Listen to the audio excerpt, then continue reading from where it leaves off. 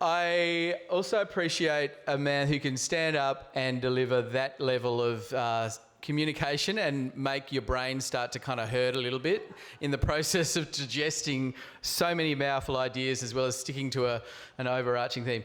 I am going to segue immediately, and I know it's a sort of complicated act to follow in some ways, but I am so delighted to follow this up with the Chair of Screen Australia, who, we were texting last night, and actually I think it is the first time I think that a chair for Screen Australia has, or one of the agencies potentially, has delivered a keynote like this and been in an ability to dissect what it is the agency's doing. Last year we had that wonderful opportunity. I had a great pleasure of talking to Deirdre.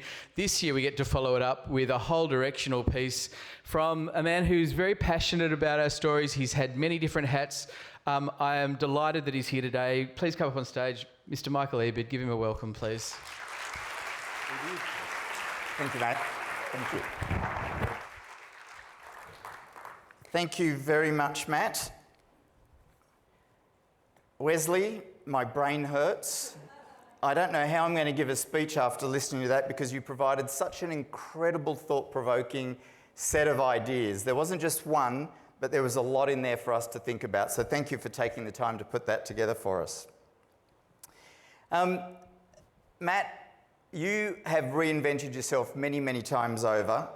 I have known the pleasure of knowing Matt, or had the pleasure of knowing Matt since he was probably in his 20s. So those 3,000 photos that you've seen of him on Instagram, with all the different variations, I think I remember all of them. So I'm delighted to be here with you today.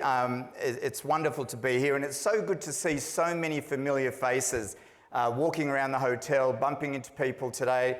And for me, it feels a bit like a homecoming, and I'm so excited to be back in the content space.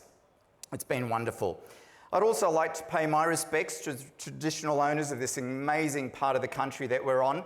I won't get into which country's better, Wesley, but this is a beautiful part of the world, and I'd like to pay my respects to their elders, past and present, and also to all our Indigenous colleagues that are here with us today. Oh, thank you, Matt. Such a nice guy. This is my first year as chair at Screen Australia, and it's given me plenty of things to digest over the last year. I'm just going to move these out of the way a little. With Deirdre also in her first year, and a reinvigorated board and leadership team at Screen Australia, it's given us the opportunity to question just about every single thing that we do. Is it still fit for purpose, and are we still able to serve and support the industry as best we can?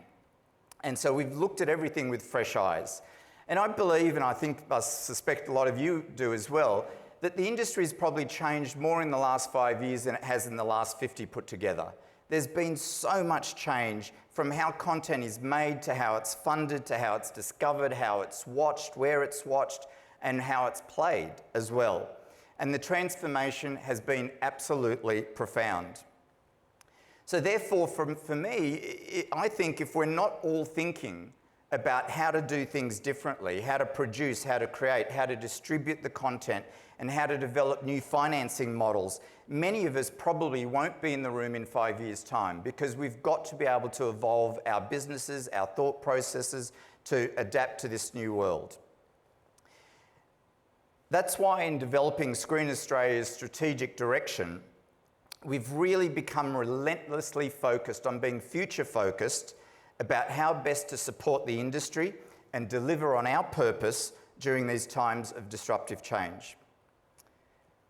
Globally, one of the things we're seeing is a lot of industry contraction and consolidation. But I think it's different in Australia. In Australia, I think we're experiencing more growing pains, with the changes of audience behaviours continuing to impact how content is created and consumed, and it's affecting commissioning models and commissioning trends and business strategies, and of course, as you know better than me, production costs.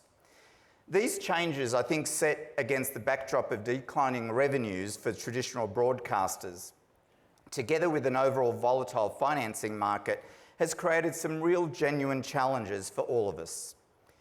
But despite this, I certainly believe there's incredible good reason for us to be optimistic, and there's many good reasons that I feel optimistic with different data points in our industry that support that we are absolutely a growing industry.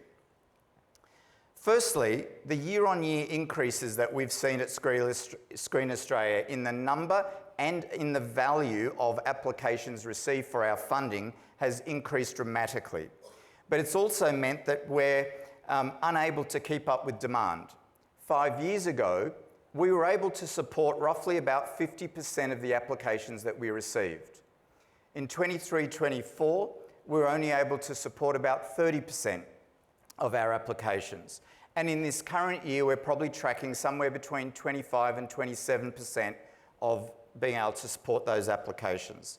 So the demand is great. Now, many of those projects, fortunately, do go on to be made and produced, getting other sources of funding. And naturally, we're going to work with the new government very closely to try and get them to help us invest further in the industry. And I really thank SPA for your support in this endeavour, because it's obviously going to be a big one. The second data point that gives me optimism about the sector growing is the total level of government contributions that is supporting the screen industry. That too has grown enormously over the last few years. The value of producer offsets has more than doubled over the last 5 years since 2019. Meanwhile, the value of the PVD and the location offset funding has increased significantly by 68% over the same 5-year period. So this year, there will be a total between all those offsets and the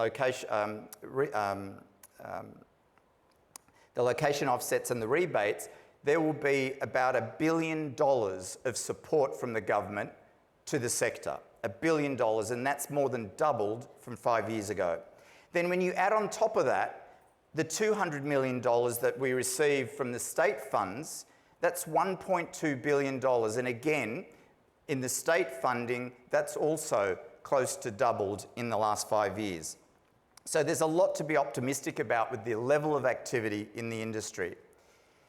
These are absolute concrete numbers that show the underlying strength of our industry, albeit, as I said, experiencing some growing pains from the shifts that I outlined earlier that absolutely require transformation by all of us. And I think savvy producers are already evolving to meet these challenges. They're diversifying their outputs. They're understanding and addressing audience trends and developing more creative business models. And they're seizing the potential opportunities to collaborate between production companies. These successful producers are the ones that I think are remaining really, really positive in these times of change. And they understand that doing things the way we've always done them is likely a fool's strategy. Equally, at Screen Australia, we can't continue to do things the way we always have. And today I'm really excited to share with you our new strategic framework that will underpin how Screen Australia is going to work together with the industry through this time of rapid change. But first I want to share with you a little bit about how we derived our framework. When I commenced a year ago at Screen Australia, I found a lot of really passionate and a dedicated workforce who are hungry for a strategic focus because they understood really well the changing landscape that we're all in. I also obviously observed many areas that we could improve on for early wins, which we did. But following months of reflection and a targeted consultation with some help, and in January we launched an industry survey to strengthen and to inform our new strategic direction. We received over 900 survey responses from all of you in the sector, from right across the industry, from different roles in the sector. And we received those 900 responses in just 2 weeks. So I want to say a big thank you to everybody who took the time to share with us your thoughts, because they were really, really informative in how we developed our strategic direction. But your feedback to us was really clear. Our application process was overly complex, our resources were spread too thin, and we needed to become more future-focused and transparent. In short, we needed to be more relevant, more sustainable, and more impactful. The key takeaways from the survey were also clear: that the industry was feeling the strain, needs support with rising production costs, requires a better understanding of audience trends and digital platforms. There was a real response from people saying, we don't understand how audiences are moving as quickly as they are and where they are. A greater focus on global distribution. Our distribution models are changing really quickly, and ways to reach wider audiences. And the industry also said that you saw a lot of room for collaboration as well. Our surveys also showed that fewer than 1/3 of the creatives in the industry feel confident in understanding key industry trends. And while many feel prepared for artificial intelligence, 56% of you believed or expressed concerns about its increasing impact in the sector. But what I thought was really fascinating was that there was a real correlation between those already using AI in your production and those who were really excited by its potential in the future. In addition to this survey that we did with you, we also conducted lots of interviews with key industry stakeholders and spoke to many of our sister screen agencies around the world, some of them here today from Canada. Big shout out to you guys, and thank you for your help and sharing your learnings with us. But one of the things that really came out clearly was that none of us can do this alone. Our industry is absolutely known for its tenacity and its innovation, but it's vital that we really work together at SPA with its members, with its guilds, the state screen agencies and other agencies as well, and of course our federal government, but also internationally with other screen agencies. So all of these inputs helped inform our new Screen Australia future-focused strategic framework and many of the priorities that I'm going to share with you. I believe that this new focus for us is going to be a focus of what matters the most and have the biggest impact on the sector, helping the sector navigate the future to ensure that we've got a real thriving industry. And at the absolute core of our strategic framework is a big shift for Screen Australia from measuring our activities to measuring our effectiveness. It's not just about how many initiatives and programs that we fund and support, but it's whether we're achieving on our purpose and have real impact in the sector. So let me share with you what we see as our purpose.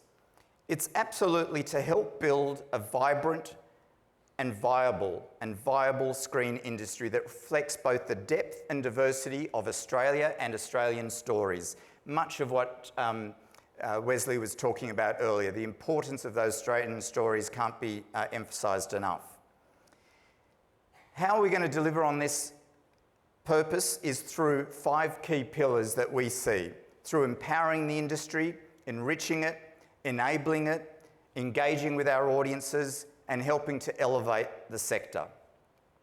I'm going to summarise each pillar briefly and then dive deeper into the engage pillar to give you a sense and a deeper understanding of our approach. Let me start with empower, where we're going to focus on equipping the industry with absolute quality insights and resources through a range of initiatives, like our new version of the Screen Currency Report, which will investigate the economic and cultural value of screen and games productions in Australia.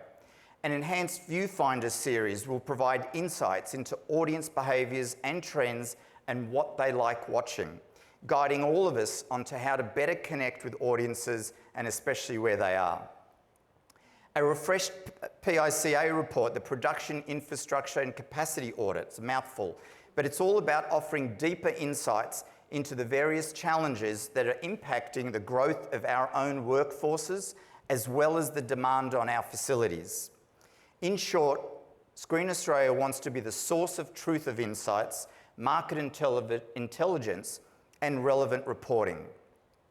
And our soon-to-be launched new website is also going to empower you, making it a lot easier for you to find the intel that you need. It was something that came out right through our survey, was give us more intel about what's happening. Enriching. In recognising the economic challenges that production businesses face, we want to look to extend support beyond individual projects, supporting companies production businesses, developing creative entrepreneurship, supporting screen professionals, and strengthening pathways for longer-term economic sustainability.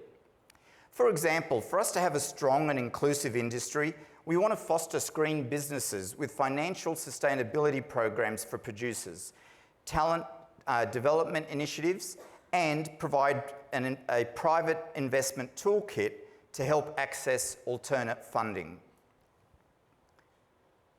Enable. The Enable pillar is all about bringing more Australian stories to the screen through innovative productions, distribution and financing models, and more streamlined funding programs as well. Now, of course, this pillar is where the bulk of our funding will be deployed in our strategy.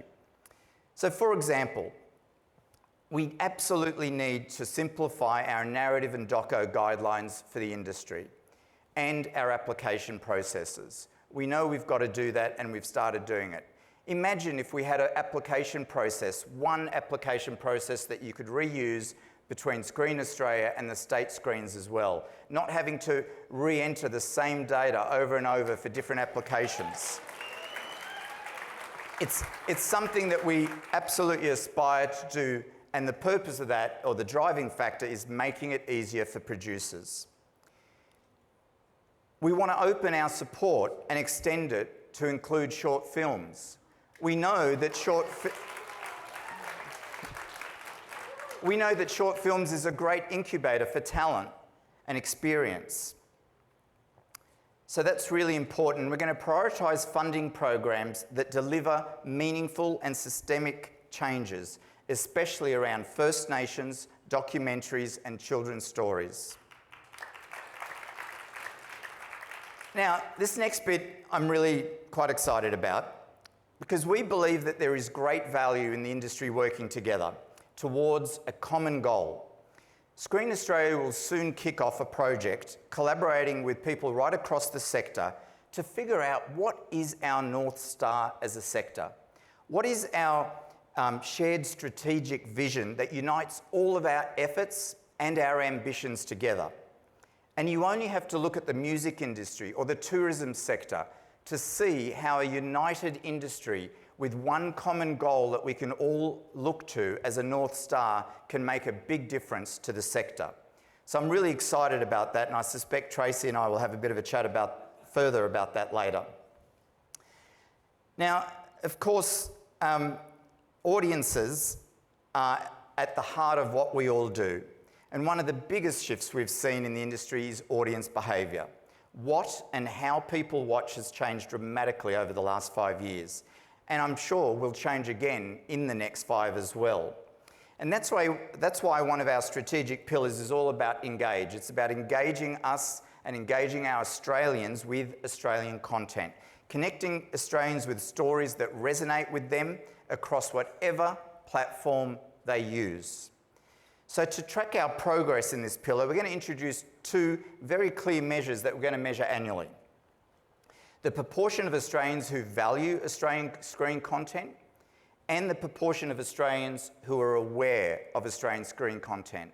One of the disappointments that I saw when we saw the results from the audience feedback survey that we did earlier was the low level of awareness that Australians had of major Australian productions. And we think it's really important to lift that measure.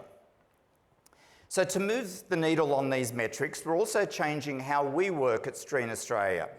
So, for example, we want to move to being a platform-agnostic approach to development and production in our funding.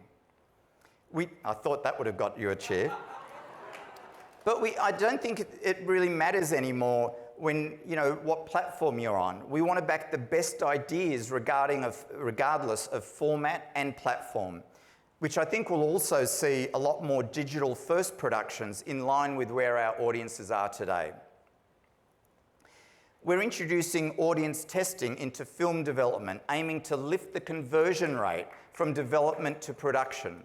We think that will make a big difference as well.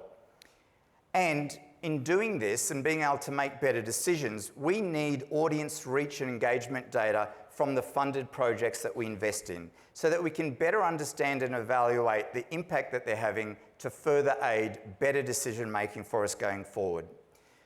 So as you can see, we are becoming more insight driven, more impact focused, and again, shifting from measuring just activity to measuring effectiveness in the sector. The final one is about elevate. It's about elevating the sector. Elevating is about increasing the important role that Screen Australia plays in supporting local practitioners and their content with unique global opportunities. We're going to continue to build on this work to position Australia as a global leader in the screen production industry. Sorry, Canada. Facilitating more international collaborations through co-production opportunities aligned to strategic markets and goals. This is going to be really important for us. So many people this morning or this afternoon since we started have talked about us being in an international ecosystem, and we are. We're going to prioritise our presence at key global events and markets, and we're going to develop a far more consolidated and targeted international strategy. And of course, we're going to absolutely continue to elevate our independent games industry on the global stage to help them earn the international recognition that they deserve. So all these 5 pillars is just a snapshot of how Screen Australia, with its new strategic framework, will shape how we work and support the local industry with clarity, focus, and a stronger connection to outcomes that matter and have impact. Let me now just talk a little bit about what we've done over the last 6 months, because there's been a lot. We've made some significant strides, not just in laying out the groundwork for this strategic direction, but we've also commenced on several initiatives already. In the last 6 months, we've reduced the number of programs, initiatives that Screen Australia runs by a staggering 50%. And we've done that so that we can better focus our investments going forward and invest in the things that matter. We've implemented, as I mentioned earlier, some streamlining in our application forms already, but we know there's a lot more to come. And so I'm sure you look forward to that. We've created an industry-facing role on producer offsets and co-productions, allowing producers to get detailed and early advice on their applications. And we've appointed Michelle McDonald into that role, and I think it's already making a difference from what I hear. We've also appointed a dedicated head of games, Joey Egger, to recognise the growing importance of games in our sector. And importantly, we've reduced the number of offset appeals before the tribunal by a whopping 90%. In fact, we've only got 1 case left before the appeals tribunal. And I think we've also made a good headroad into being more transparent around our processes and our funding decisions, which is going to be further aided with our updated website coming in the coming months. So I hope you can see today I've shared with you a vision of what Screen Australia is becoming. An organisation that is squarely focused on what matters the most to better support you and your work so that we can have a viable and thriving industry. I hope you can see elements of your feedback that was reflected in your survey in our strategic pillars and how we're going to be able to help empower and enrich the industry, drive deeper engagement and enable and elevate our sector. We've come to affectionately know these 5 pillars internally as the 5 E's, and I think it's a simple reminder of our commitment to you. So you can see we've hit the ground running, but this is just the beginning of what we want to achieve together as a sector. And I can think of 2 clear constants that fill me with optimism. The first is that this sector, I think, is brimming with resilience, creativity, passion, and innovation. And the second is what Wesley was talking about earlier, Australian stories. It's absolutely vital of who we are as a society, and it represents the depth and breadth of the diversity of who we are as a nation today. And I think as we navigate through these times, these changing times, I'm reminded of a quote from an educator and author, Peter Drucker, that some of you might have read, where he said, "The greatest danger in times of turbulence is not the turbulence itself, but it is to act with yesterday's logic." At Screen Australia, we're absolutely committed to thinking through new logic and new thinking and approaches that are dedicated to meeting the challenging or the changing demands of our modern audiences today. And as we change with you to be more relevant and a more value-adding partner to your businesses. Together, I believe that we can create the future of Australian screen industry, not just adapt to it, but actually create it together. And I believe that we can build an ecosystem that thrives amongst all the rising production costs, the funding challenges, the evolving audience trends, and the new distribution models. And not just for ourselves in the sector, but for our ultimate customer, our audience, doing it for them. We just have to be brave enough to let go of the old models, the old ways of doing things that we know are either challenged or broken. Thank you.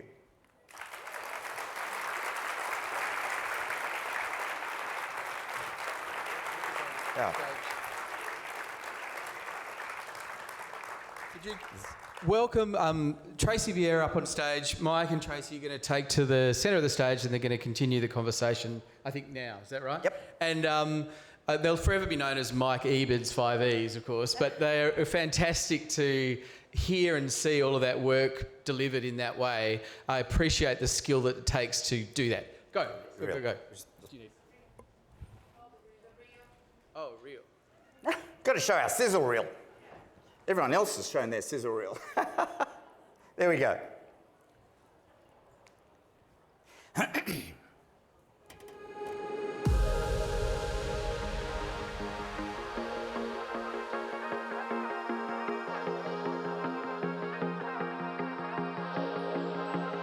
Such a wonderful country.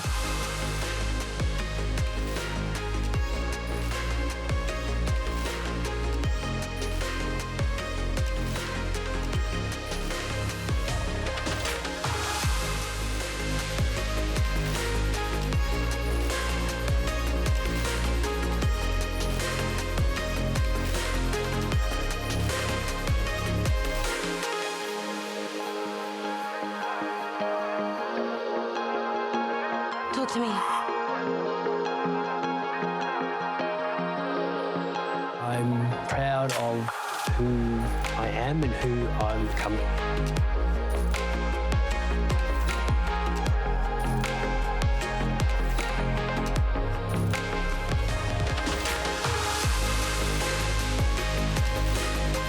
I want love. Big love.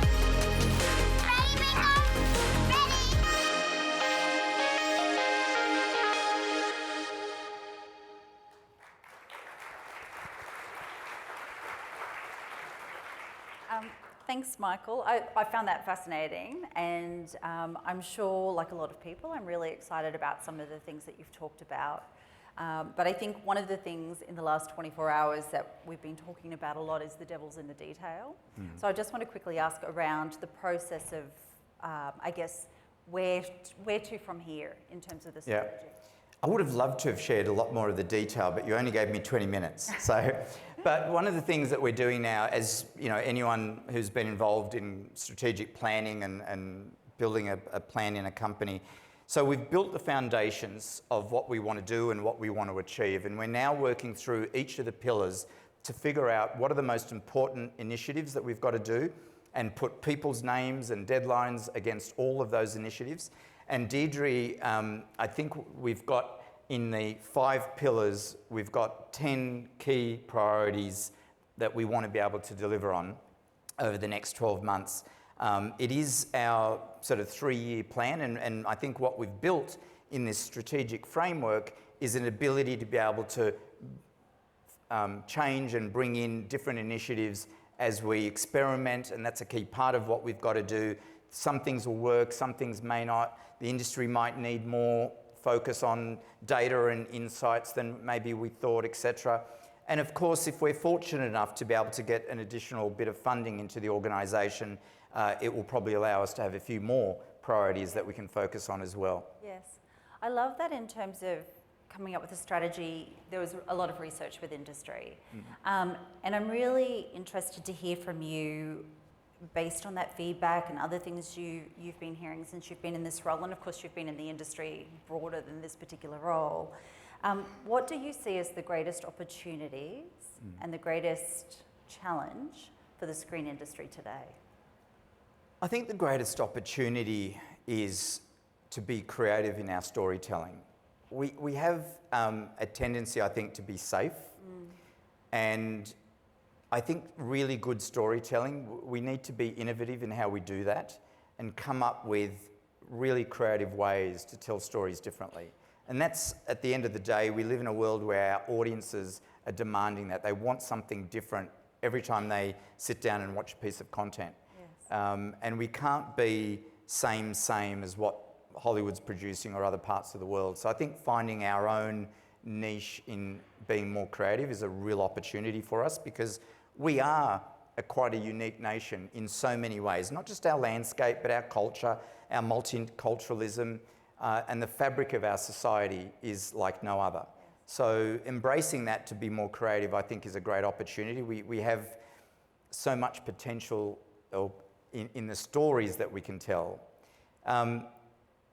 The biggest challenge, I think, would probably be in building resilience in all of us. You know, we've got a lot that's been thrown at us, not just in the last 24 hours, Yes. but building resilience, because we're in such a changing environment, and it will continue to be. Technology is moving at such an incredible pace that we have to keep up with it. Yes. And so I think that is one of the challenges, is building up our own resiliency for accepting the fact that change is a part of everything, and also embracing that technology and keeping up with it. Yeah, fantastic. Because I think it'll completely change how we produce. You know, when you look at some of the production models and you know, AI-inspired production, it's incredible, and it will change our cost bases. Yeah. We just have to figure out how to use it responsibly and in a way that actually works well for the writers, the actors, etc., etc. Yes, the animators, so on. Yeah. So I'm interested too, Screen Australia is obviously a federally funded screen agency, and you know, you interact, I think, with industry in many different ways. Where do you think Screen Australia can have the most impact? And this is a producers conference, so I specifically want to ask about where do you have the most impact for producers? Yeah. I don't necessarily think it's just in terms of investments and grants and funding. I actually think we can have a much bigger impact around our insights and data. If you think about today, the shifts that I've just been talking about, and one of the things that we saw clearly from the survey was people need the data to be able to produce content that resonates with audiences. And if they don't know what's being watched, what are the trends, what's not working, what platforms they're being engaged on, then we're going to be building content that won't resonate, that won't get an audience.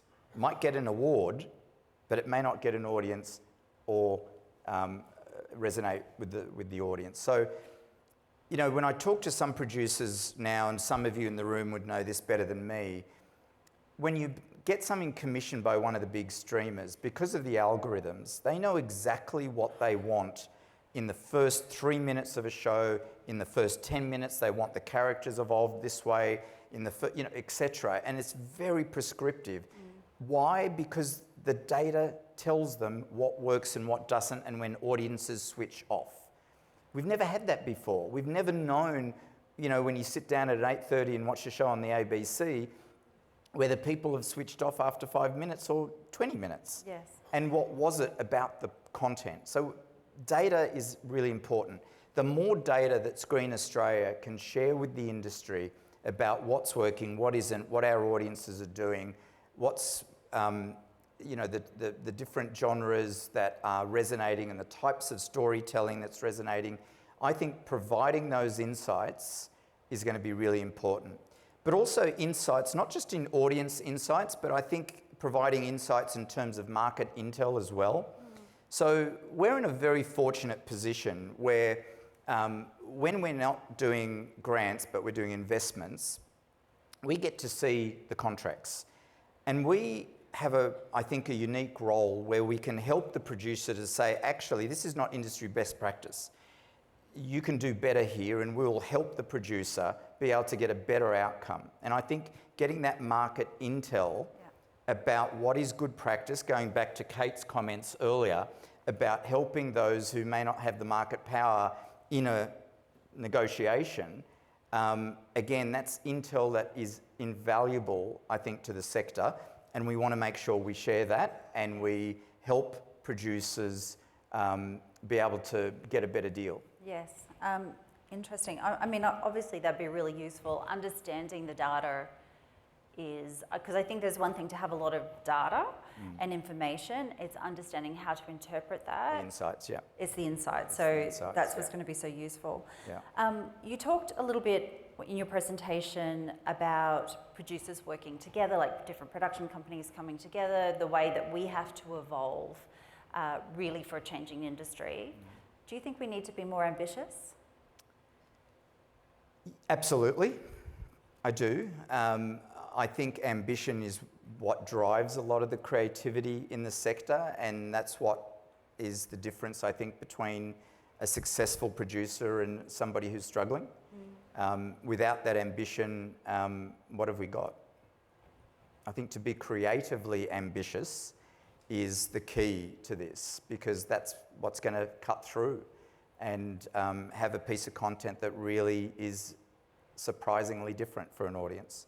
And being ambitious in different creative storytelling. I mean, one of the things that I see, you know, there's a real convergence at the moment between, say, gaming, traditional narrative storytelling, and streaming. Do we have an opportunity in Australia to maybe lead on that blend between narrative storytelling and interactivity? Is there an opportunity for us to own a whole new space here, given we know a big chunk of our audiences, and gaming is such a big part of, you know, the younger generation and older as well. I mean, you know, it's not just a younger person thing, but those audiences are the ones that we've got to talk to. And if we can blend their worlds of gaming and narrative storytelling and interactivity, there's a whole new segment there. Yes. You know, I think thinking bigger is really important. Yes. Thinking bigger, that leads me actually to my next question. I think was really interesting leading up to the election, which we've just had. I went to quite a few panels and sessions, and one of the things I was hearing from a lot of people was they wanted our people running for government to have a vision that was more than an election cycle. In hearing the changes that Screen Australia's about to undertake, and having run a screen agency myself, and you know, going in 10 years after I'd worked there previously and seeing that it really hadn't shifted in that 10 years. Change is hard, as I said. Change is hard. Yeah. What I want to ask you about is, you've got a new strategy. I want to understand what you think the big vision is that we as an industry should be striving for. And I know you mentioned a North Star. How do we get there? What is the vision? So I don't know the answer, and that's why we're going to kick off this project to get some of the agencies, the state agencies together, SPA members, etc., to just talk about what are our ambitions, what are our goals, and how can we unite and have a goal that unites us together. Because if we're united on what's important for the sector, it makes it so much easier when any of us go to Canberra and lobby for something, whether it's a change in legislation, a policy. But at the moment, what I think happens is different organisations will go into Canberra, whether it's Tony Burke or the state ministers, and we've all got different goals and ambitions. But if we can actually unite and say to the government, this is collectively what we think is really important, I think that's going to be a big plus and makes it easy for us to get things through. But what I'm also wanting to explore in the North Star concept is about what is our brand with Australian content. I'm a bit of an old marketer at heart, and I think about Australian content as a brand. What is it? What do we stand for? What does our content stand for? So if I think about, say, the Scandi countries, they're well known for their Nordic noir content. We all know what that stands for. It's a genre that has cut right across different geographies, and globally it's really well loved. You know, you think of Korea and you think of the K-dramas that they have, you know, the Squid Game and Parasite and things like that, that again are culturally relevant stories that have an international appeal and formats as well. You think of Israel and you think they've become a powerhouse of formats. So what does Australia stand for as a brand in terms of Australian content? What do we stand for? And I think we can own something that then when we go onto the international stage to the markets, we just stand out. We need a differentiator as a brand, I think. So somewhere between all those random thoughts and ideas, I hope people far smarter than me can come together. Deirdre's going to try and bring everyone together to come up with something that really talks to who we are as a sector and put us on the world stage a bit differently. Or who we are as Australians. Yeah. Yeah. But I'm talking about Australian content. Yeah. So if you know, what does that, as a bunch of content creators and storytellers, what do we stand for? Yes. And I think that could be really powerful, together with what we need to be a successful sector in terms of that lobbying approach that I talked about earlier. And you know, the music industry and the tourism industry have done that really well when they all got together and said, okay, for the next 3 years, the most important thing for our sector is this. What is that for us? Yeah. I think I'd love to see the vision even be longer than that. Like 5 years is such a short time. Well, a lot happens obviously in that time period, but like, you know, we can look back at the 80s and there was a slide up much earlier. It was so powerful about how our cinema and what our box office looked like at 25% at that time, whereas now we're under 5, perhaps under 3 when we take out those. It's sad. Those bigger titles. So, you know, what was it we had then, and why? Where has that gone, and how do we get back to that? And that may be a 15-year plan. It may be buying into something that's much bigger than a short-term cycle. I have one question left for you because I know we're nearly out of time. So, given you're the chair of Screen Australia and you have all this power, if you could change... Well, I'm getting nervous. Yeah. If you could change just one thing overnight to strengthen the Australian screen sector, what would it be? God, my magic wand. My immediate reaction is to probably say more funding so we can help the sector more. Yeah, that'll help. You know, but let's work on that. But you know, yeah, more funding would always be nice in any environment. I think if I had a magic wand, creating a culture in the sector of being more entrepreneurially creative, taking risks. Yes. I think that would be amazing for us to just do so many bits of content that are out of the box, just taking more risk and being really entrepreneurial in our thinking, in our culture. Yes. Yeah. And being able to back that. Yeah, of course. Take some big swings. Can everybody please join me in thanking Michael? Thank you. Pleasure.